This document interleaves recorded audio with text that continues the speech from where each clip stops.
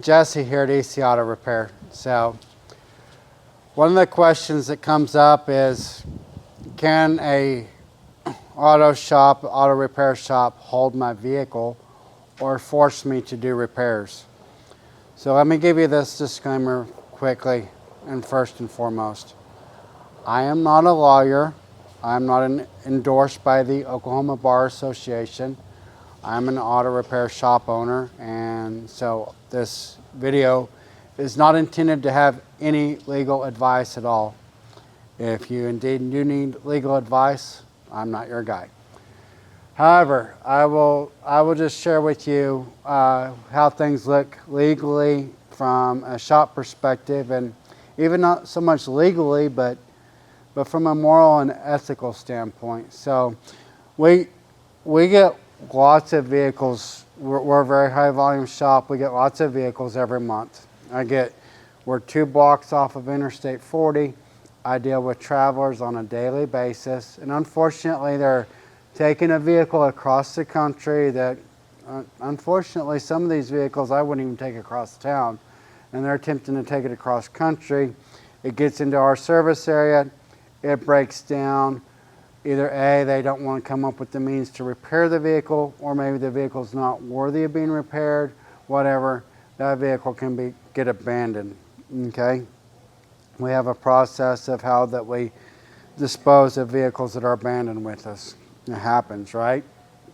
The other scenario that happens is someone will come in, they'll authorize repairs on a vehicle, and then we'll call them and we'll tell them, hey, your car's ready to come pick up. You need to come and pay and pick it up. And then they just don't ever want to show up and pay because either an emergency came up or I'm not sure what happens. But then we begin the legal process of what we can do to recoup our expenses on that job.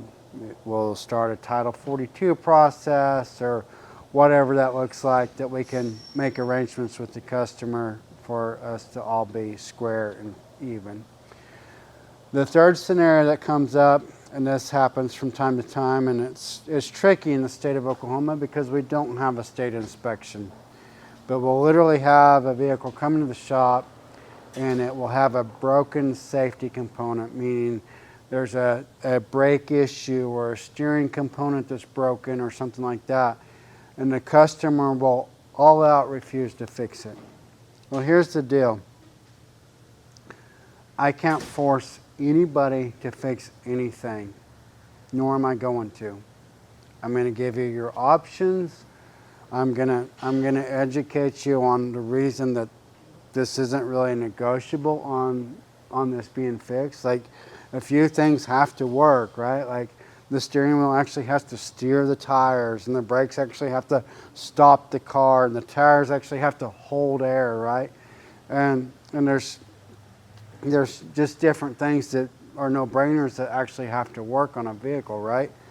But if you've got a major safety component that's not working correctly, and we're telling you you really, really, really, really need to fix this, and you absolutely refuse, I can't force you in the state of Oklahoma to fix it.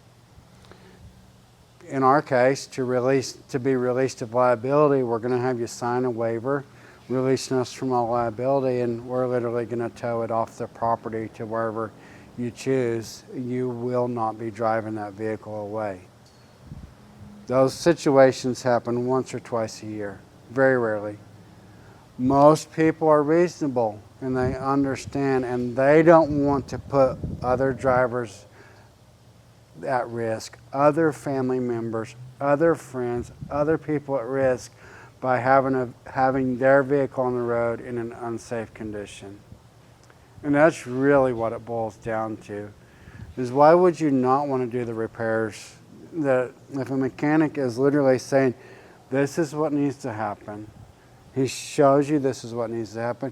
If you don't trust that mechanic, then you're at the wrong shop to start with, right? Go to somewhere that you can trust, right? But if you trust the source, if you trust the mechanic shop, if you trust your technicians, if you trust what you can find out about it, then why wouldn't you want to do a repair? If you got wires showing on your tires, for instance, And they're telling you really, really, really need to take care of this or you're going to have a blowout. Blowouts cause fatality accidents. It's just the truth of the matter. It's your responsibility to be a good steward and take care of what you've been entrusted with and keep your vehicle in a safe, reliable condition. Not just for you and your safety, but for the safety of everybody else that you're traveling the roads with. Hope this helps. I'll see you in the next video.